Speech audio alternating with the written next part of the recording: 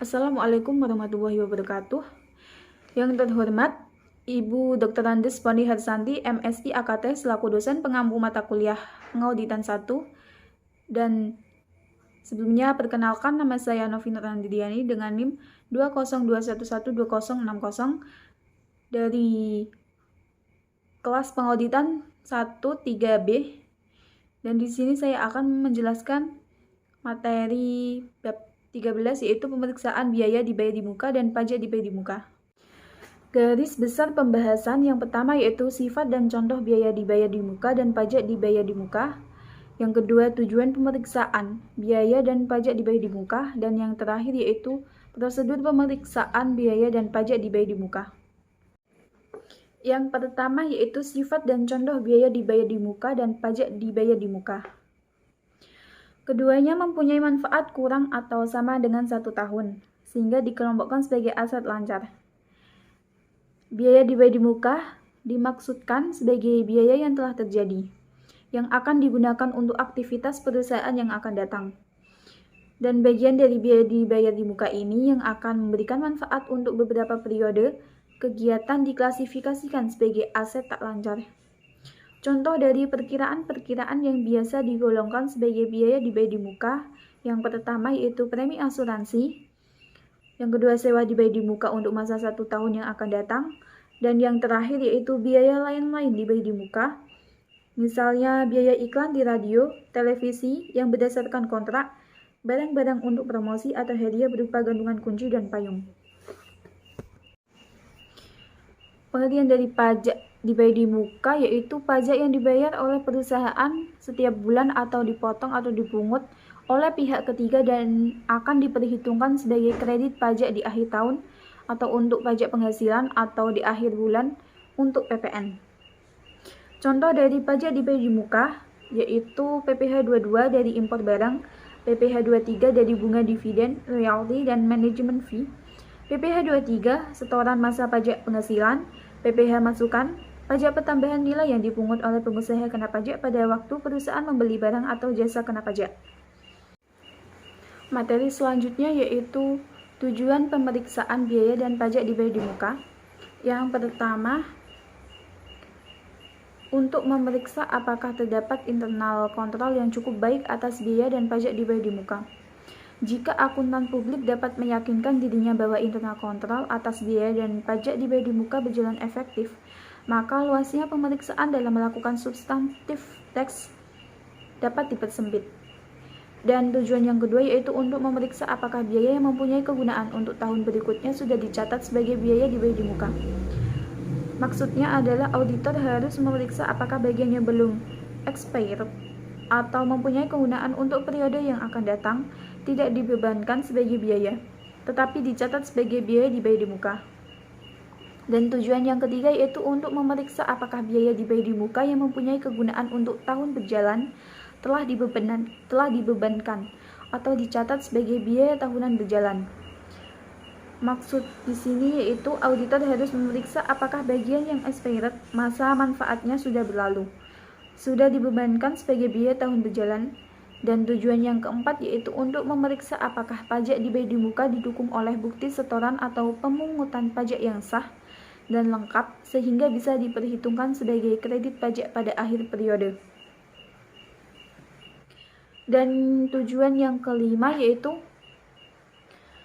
untuk memeriksa apakah penyajian biaya dan pajak dibayar di muka dalam laporan keuangan sudah sesuai dengan standar akuntansi keuangan Indonesia atau SAK atau ETAP atau IFRS. Selanjutnya yaitu prosedur di pemeriksaan biaya dan pajak dibayar di muka yang disarankan. Prosedur pemeriksaan dibagi atas prosedur compliant tax dan prosedur substantif tax. Pembahasan prosedur pemeriksaan untuk substantif tax akan dibagi dalam beberapa bagian, yaitu sewa dibayar di muka, premi asuransi dibayar di muka, biaya advertensi dibayar di muka, dan pajak dibayar di muka.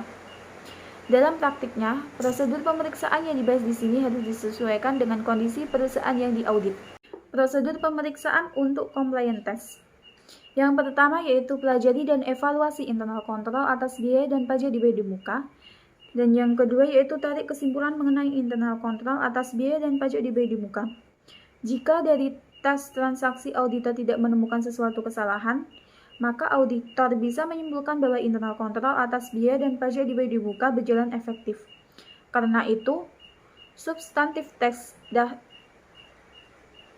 atas perkiraan biaya dan pajak dibayar di muka bisa dipersempit.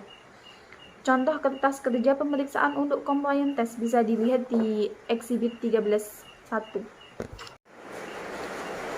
Di Exhibit 13.1 ini menjelaskan tentang contoh kertas kerja compliance test untuk biaya dan pajak dibayar di muka. Transaksi pada tanggal 3 bulan 1 2015 dengan nomor bukti BB-15-Romawi 1-15 dengan keterangan pembayaran sewa untuk rumah direksi dengan jumlah 60 juta, nomor perkiraan 235 prepaid rent, sudah diotorisasi kelengkapan bukti pendukung dan perhitungan matematis. Transaksi pada tanggal 2 bulan 4 2015 nomor bukti BB-06-Romawi 4-15 dengan keterangan perpanjangan sewa gedung kantor dan jumlah 120 juta, nomor perkiraan 235 prepaid insurance, sudah diotorisasi kelengkapan bukti pendukung perhitungan matematis. Dan transaksi pada tanggal 2 bulan 5 2015 dengan nomor bukti BB-07-Romawi 5-15 dengan keterangan premi asuransi untuk mobil direksi dengan jumlah 4.800.000, nomor perkiraan 236 prepaid insurance, sudah diotorisasi kelengkapan bukti pendukung dan perhitungan matematis. Pada transaksi 2 bulan 2015 dengan nomor bukti BB-13-Romawi 7-15 dengan keterangan premi asuransi untuk gedung dengan jumlah 6 juta, nomor perkiraan 236 prepaid insurance, sudah diotorisasi kelengkapan bukti pendukung dan perhitungan matematis. Dan pada transaksi tanggal 10 bulan 7 2015 dengan nomor bukti BB-25-Romawi 7-15 dengan keterangan PPh 25 bulan Juni tanggal 2 dengan jumlah 1.500.000, nomor perkiraan 237 prepaid tax, sudah diotorisasi kelengkapan bukti pendukung dan perhitungan matematis. Pada transaksi pada tanggal 13 bulan 7 2015 dengan nomor bukti BB-34-7-Romawi 7-15 dengan keterangan pembayaran untuk barang-barang promosi dengan jumlah 10 juta, nomor perkiraan 238 prepaid order, sudah diotorisasi kelengkapan bukti pendukung dan perhitungan matematis. Selanjutnya yaitu prosedur pemeriksaan substantif sewa dibayar di muka atau prepaid rent. Yang pertama yaitu minta rincian prepaid rent per tanggal laporan posisi keuangan. Yang kedua, cek ketelitian perhitungan matematis atau mathematical accuracy. Yang ketiga yaitu cocokkan saldo prepaid rent per tanggal laporan posisi keuangan atau neraca dengan saldo buku besar atau general ledger atau prepaid rent. Dan yang keempat, cocokkan saldo awal prepaid rent dengan kertas kerja pemeriksaan tahun lalu. Yang kelima, lakukan coaching untuk pembayaran prepaid rent di tahun berjalan dan periksa test agreement atau jika sudah dilakukan di compliance test, refer ke kertas kerja compliance test. Dan yang keenam, tie-up atau tie-in, cocokkan total yang dibebankan sebagai biaya sewa ke buku besar biaya sewa. Dalam hal ada biaya sewa yang langsung dibebankan ke perkiraan biaya sewa tanpa melalui prepaid rent, jumlah biaya sewa di buku besar akan terlihat lebih besar. Dan yang terakhir yaitu buku usulan audit adjustment jika diperlukan. Contoh kertas pemeriksaan sewa dibayar di muka pada prosedur pemeriksaan substantif yaitu ada di Exhibit 13.3. Yang pertama yaitu dengan keterangan rumah direksi pada periode 1 bulan 1 2015 sampai 31 bulan 12 2016. Pembayaran tahun 2010 pada tanggal 3 bulan 1 2015 dengan nomor bukti BB garing 15 garing 1 garing 15 dengan jumlah 60 juta. Periksa buku pembayaran dan list agreement. Sewa per bulan yaitu 2.500.000, dibebankan sebagian biaya tahun 15 yaitu 30 juta. Cek mathematical actuary dan saldo repaid rent pada tanggal 31 bulan 12 2015 yaitu 30 juta. Dan yang kedua yaitu gedung kantor pada periode, ada 2 periode, yaitu yang pertama tanggal 1 bulan 1 2015 sampai 31 bulan 3 2015. Saldo awalnya 30 juta. Cocokkan dengan kertas kerja pemeriksaan tahun lalu. Pembayaran tahun 2010 tidak ada. Dan sewa per bulannya yaitu 10 juta, dibebankan sebagian 30 juta. Cek mathematical actuary. Dan pada periode 1 bulan 4 2015 sampai 31 bulan 3 2016. Pembayaran tahun 2010 pada tanggal 2 bulan 4 2015 dengan nomor bukti BB garing 06 garing Romawi 4 garing 15 dengan jumlah 120 juta. Periksa buku pembayaran dan list agreement. Sewa per bulannya yaitu 10 juta, dibebankan sebagian biaya tahun 15 yaitu 90 juta. Cek mathematical actuary. Dan saldo repaid rent yaitu 30 juta. Dan jumlah dari saldo awalnya yaitu 30 juta. Cek mathematical actuary. Dan jumlah pembayaran tahun 2010 pada jumlahnya yaitu 180 juta.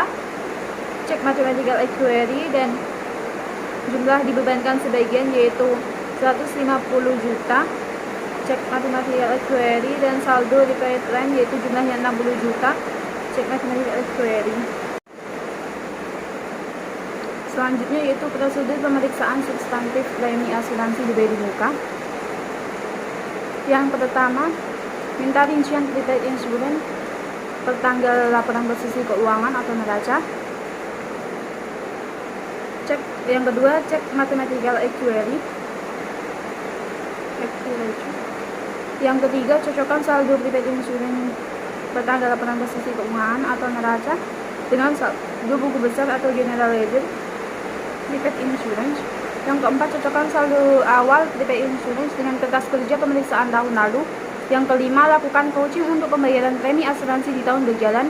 Perhatikan apakah ada diskon untuk pembayaran tersebut. Yang keenam, periksa polisi asuransi. Periksa polis asuransi dan cocokkan data dalam polis asuransi dengan rincian prepaid insurance.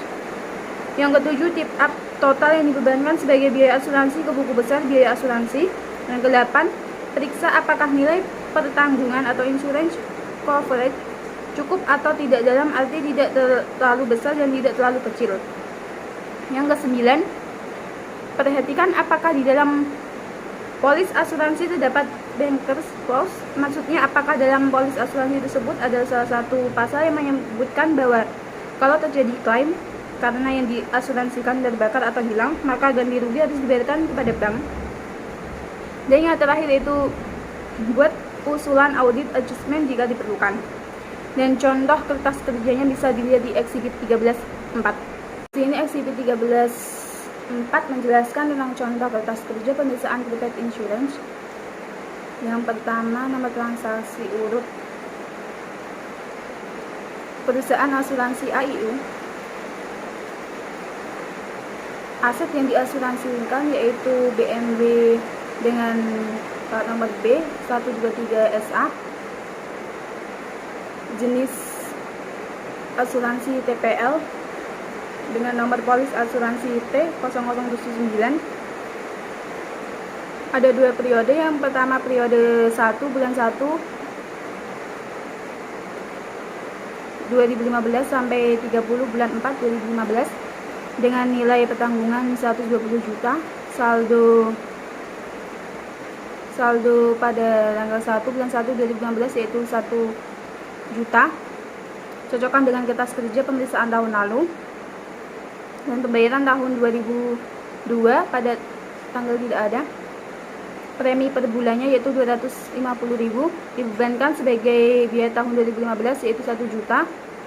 Cek mathematical accuracy. Dan saldo prepaid insurance pada tanggal 31 bulan 12 2015 tidak ada. Dan pada periode 1 bulan 5 2015 sampai 30 bulan 4 2016 dengan nilai pertanggungan 120 juta, saldonya tidak ada. Dan pembayaran tahun 2002 pada tanggal 2 bulan 5 2010 dengan nomor bukti BB garing 07 garing Romawi 5 garing 15 dengan jumlah 4.800.000. Periksa bukti pembayaran dan polis asuransi. Premi per bulannya yaitu 400.000, dibebankan sebagai biaya tahun 2015 3.200.000. Cek mathematical accuracy. Dan saldo prepaid insurance pada tanggal 31 bulan 12 2015 yaitu 1.600.000.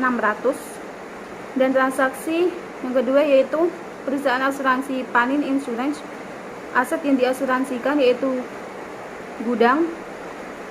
Jenis asuransi yaitu fair.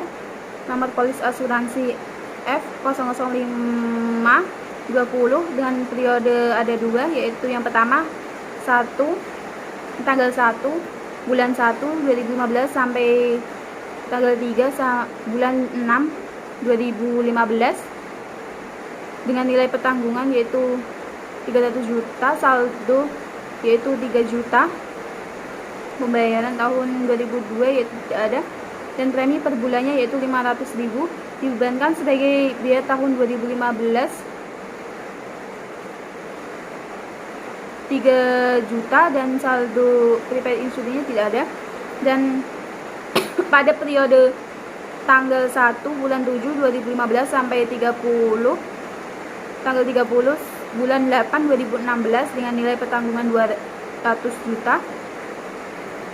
Dengan pembayaran tahun 2002 tanggal 8 bulan 7 2010 dengan nomor bukti BB garing 13 garing Romawi 7 garing 15 dengan jumlah 6 juta.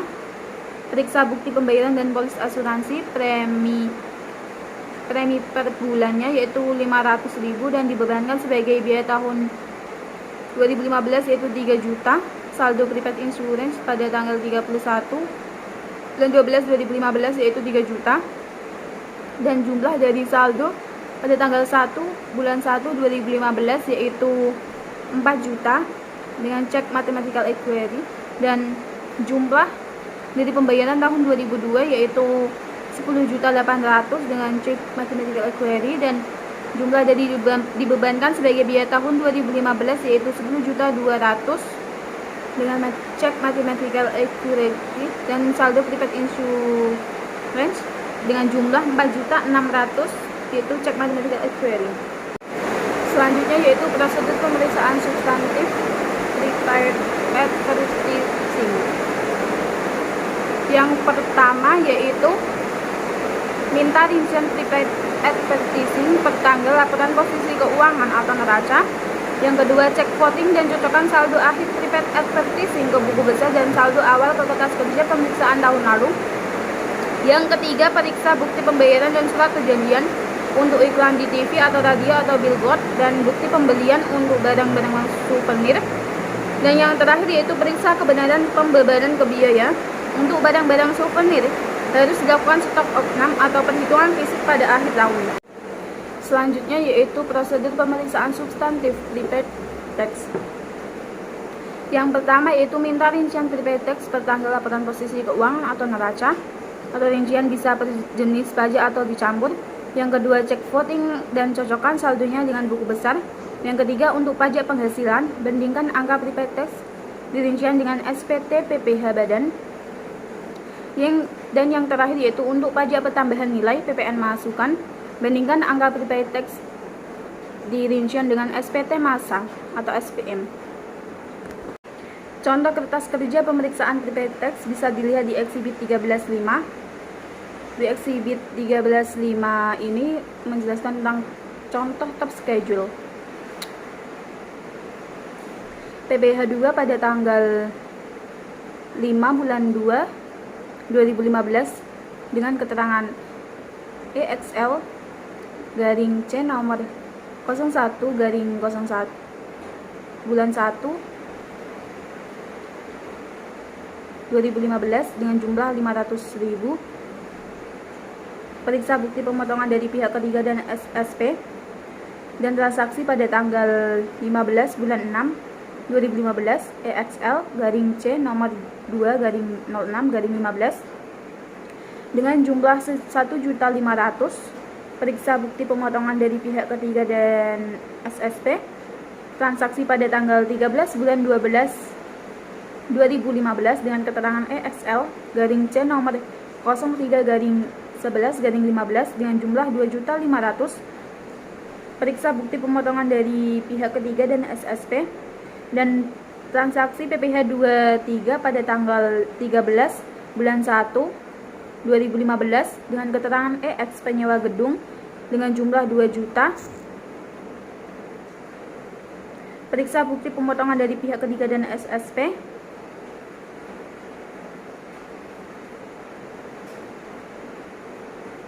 transaksi pada tanggal 30 bulan 6 2015 dengan keterangan EX bunga deposito dengan jumlah 1 juta. Periksa bukti pemotongan dari pihak ketiga dan SSP dan pada tanggal 31 bulan 12 2015 dengan keterangan EX bunga deposito dengan jumlah 1 juta. Periksa bukti pemotongan dari pihak ketiga dan SSP pada PPh 25 transaksi pada tanggal 8 bulan 1 2015 dengan keterangan PPh 25 Desember 2014 dengan jumlah 1 juta. Periksa bukti pemotongan dari pihak ketiga dan SSP pada tanggal 9 bulan 2 2015 keterangan PPh 25 Januari 2015 dengan jumlah 1 juta. Periksa bukti pemotongan dari pihak ketiga dan SSP pada tanggal 1 bulan 3 2015 dengan keterangan PPh 25 Februari 2015 dengan jumlah 1 juta. Periksa bukti pemotongan dari pihak ketiga dan SSP dan pada tanggal 10 bulan 12 2015 dengan keterangan PPh 25 November 2015 dengan jumlah 1.100.000 dengan periksa bukti pemotongan dari pihak ketiga dan SSP dan pada PPN tanggal 8 bulan 12 2015 dengan keterangan PPN masukan EX PTX dengan jumlah 100.000. Periksa bukti pemotongan dari pihak ketiga dan SSP dan transaksi pada tanggal 17 bulan 12 2015 dengan keterangan PPN masukan X PTY dengan jumlah 150 pada tanggal 21 bulan 12 2015 dengan keterangan PPN masukan X PTZ dengan jumlah 250 dengan periksa bukti pemotongan dari pihak ketiga dan SSP dan saldo per 31 Desember 2015 yaitu jumlahnya 21.900.000 dengan cek voting. Sekian penjelasan dari saya, selebihnya mohon maaf. Wassalamualaikum warahmatullahi wabarakatuh.